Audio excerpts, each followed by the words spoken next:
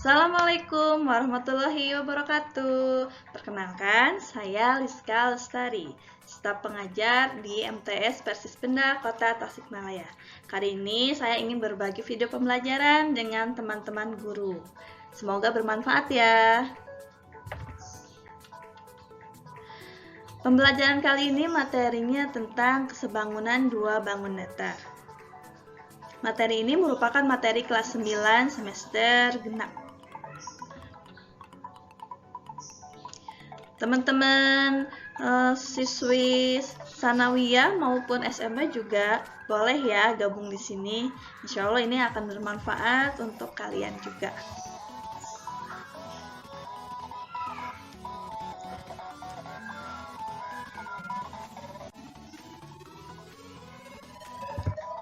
Tujuan pembelajaran kita hari ini adalah, jadi saya ngambilnya model PBL.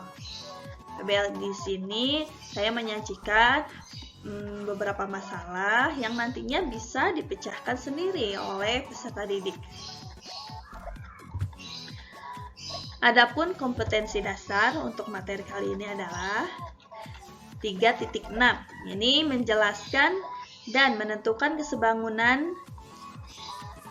dan kekongruenan dua bangun datar. 4.6 menjelaskan masalah yang berkaitan dengan kesebangunan dan kekongruenan dua bangun datar.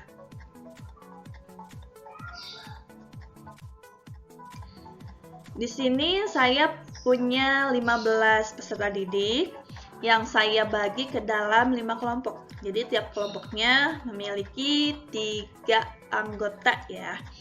Sehingga nanti kalau berdiskusinya bisa lebih efektif.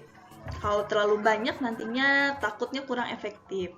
Tapi disesuaikan juga dengan kondisi kelas Bapak dan Ibu guru. Bisa disesuaikan, misalkan kalau jumlahnya 25 bisa dibagi menjadi 5 kelompok, masing-masing 5, atau dibagi 6 kelompok ya, masing-masing 4 dan ada yang 5. Silahkan disesuaikan saja. Nah, di video ini ya, saya akan menyajikan sebuah video pendek di mana di situ ada manfaat. Bisa juga menjadi motivasi kalian belajar kesebangunan.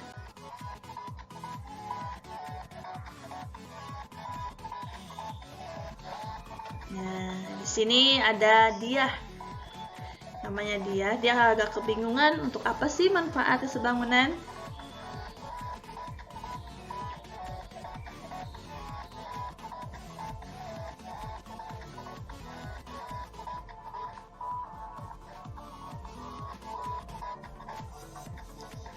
Ada yang mau jadi arsitek? Arsitek? Ya. Di ilmu arsitektur ini, kesebangunan sangat bermanfaat. Sebelum kita membuat gedung yang asli, terlebih dahulu kita membuat maket miniatur dari gedung.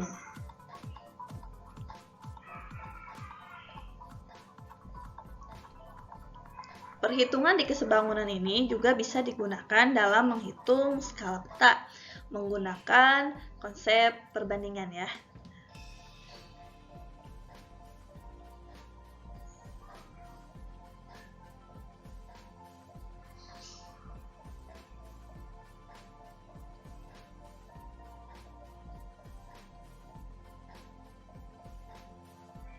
Nah, jadi teman-teman udah tahu kan sekarang begitu besar manfaatnya materi kesebangunan ini. Jadi jangan sampai terlewatkan ya. Namun sebelumnya jangan lupa untuk like and subscribe. Terima kasih.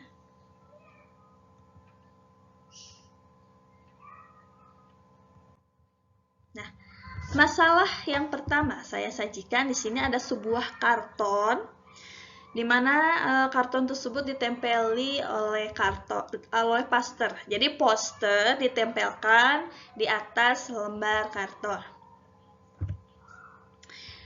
Seperti ini masalahnya, Beryl memiliki sebuah karton berukuran 60 cm dan lebar 40 cm. Ia menempelkan sebuah poster di atas karton tersebut sehingga sisa karton sebelah kiri, kanan, dan atas poster adalah 3 cm. Jika poster dan karton sebangun, tentukanlah sisa karton di bawah poster. Teman-teman bisa lihat kiri, kanan, dan atas. Kiri, kanan, dan atasnya itu tersisa 3 cm. Apakah bawahnya sudah pasti tersisa 3 cm? Belum tentu ya. Nah, masalah ini bisa kita pecahkan dengan konsep kesebangunan. Nah, sebelum ke materi kesebangunan, saya sajikan lagi masalah yang kedua, yakni pemerintah Kota Tasikmalaya akan membuat sebuah taman bermain di atas sebidang lahan berbentuk jejar genjang seperti terlihat pada gambar 2. Terlihat ya di gambar 2 ada lahan berbentuk jejar genjang, di dalamnya terdapat sebuah taman. Tamannya sebangun dengan bentuk lahan. Nah, yang ditanyakan adalah, jika taman bermain dan lahan sebangun, maka tentukan luas jalan di sekeliling taman. Yang coklat-coklatnya ini ya, yang kita harus cari. Nah, untuk memecahkan dua masalah tersebut, yuk simak yuk penjelasan berikutnya. Nah, dua bangun datar dikatakan sebangun apabila memenuhi syarat berikut. Syarat yang pertama adalah sudut-sudut yang bersesuaian sama besar. Nah, yang mana nih yang bersesuaian? Lihat, sudah saya namai sudut A bersesuaian dan sama besar dengan sudut E. Sudut B bersesuaian dan sama besar dengan sudut F. Sudut C bersesuaian dan sama besar dengan sudut G, dan sudut D sama besar dan bersesuaian dengan sudut H. Ini loh yang saya maksudkan, sudut-sudut yang bersesuaian itu sama besar. Bagaimana kalau ada yang tidak sama besar? Ya, maka syarat yang pertama tidak terpenuhi. Ya, jika tidak terpenuhi, maka dua bangun tersebut tidak akan dikatakan sebangun. Syarat yang kedua adalah sisi-sisi yang bersesuaian memiliki perbandingan yang sama.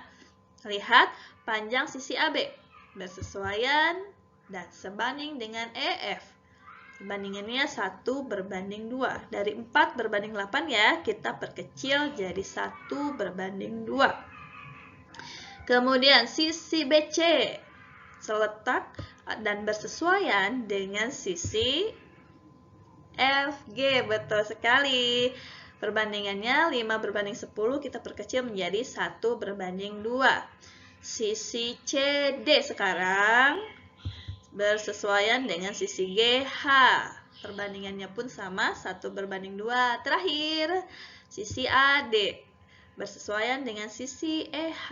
Perbandingannya 3:6, kita perkecil menjadi 1:2. Jadi konsep ini harus selalu terpenuhi. Jika dua syaratnya tidak terpenuhi, maka tidak menjadi sebangun ya, dua bangun datarnya.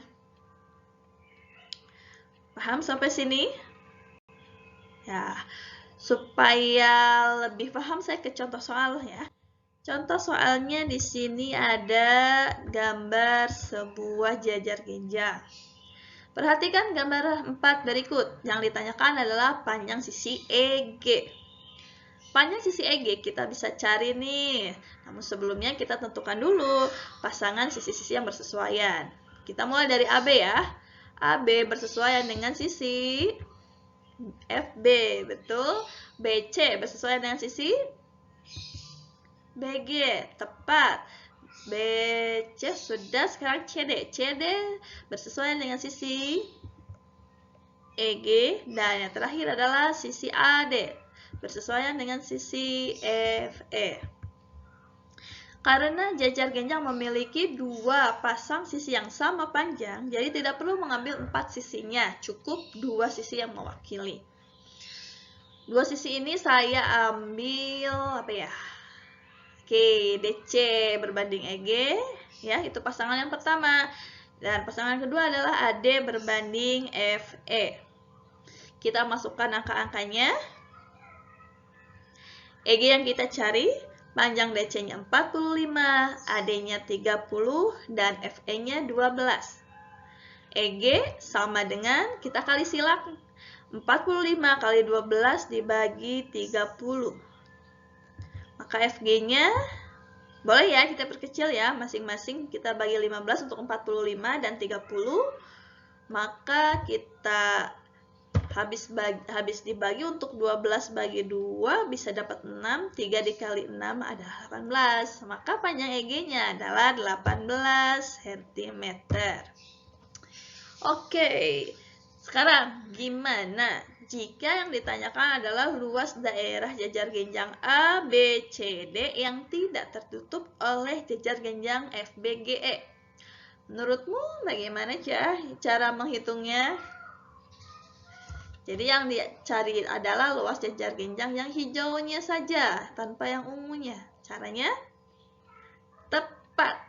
Luas jejar genjang A, B, C, D atau yang hijau kita kurangi dengan luas jejar genjang F, B, G, E atau yang ungu. Nah, sampai sini nih, gimana? Jelas penjelasan dari saya? Kalau mau ada yang ditanyakan boleh chat di komen ya. Sekarang kita lanjutkan ke slide berikutnya. Ada quiz. Lihat, jika trapesium A, B, C, D, siku-siku di A sebangun dengan trapesium PQRS, siku-siku di Q, seperti terlihat pada gambar 5. Tentukan panjang sisi RS. Sini saya punya optionnya. Oke, nah, kira-kira berapa? Ingat ya, ini sudah dikatakan sebangun, berarti kita tidak usah menentukan perbandingan, karena memang sudah sebanding. Oke, berapa? Yang A, kita coba ya. Ops, masih salah. Lihat di sini, AB-nya 10 cm, PQ-nya 20 cm, berarti kelipatannya ya. Kemudian BC-nya 13 cm. PS-nya 26 cm, juga sama kelipatannya, tinggal kita kali 2. Berarti panjang RS didapat dari panjang DC dikali 2. Berapa? 16. Kita coba ya, yang D 16 cm. Tepat sekali. Masih quiz? Oke, kita coba quiz berikutnya ya. Quiz lagi. Persegi panjang yang sebangun dengan persegi panjang EFGH. Lihat di sini, panjangnya 9 cm ya, panjang EF 9 cm, panjang FG-nya 6 cm. Kemudian pilihlah dari option A, B, C, D, persegi panjang mana yang sebangun dengan persegi panjang EFGH. Lihat, yang tentunya panjangnya harus sebanding ya, panjang berbanding panjang, lebar berbanding lebar, itu perbandingannya sama. Berapa? Yang A. Kita coba ya.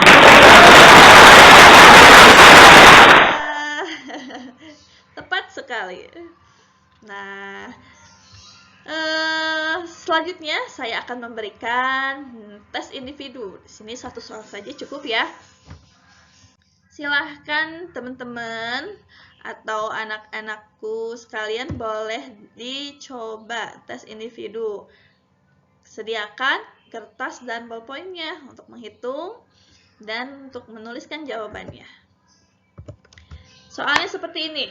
Adik berdiri di bawah sinar matahari dengan tinggi badan dan panjang bayangan berturut-turut 150 cm dan 1 meter. Jika panjang bayangan pohon 2 kali dari tinggi adik, berapakah tinggi pohon sebenarnya? Tinggi adik 150 cm ya, berarti bayangannya 2 kali 150 cm.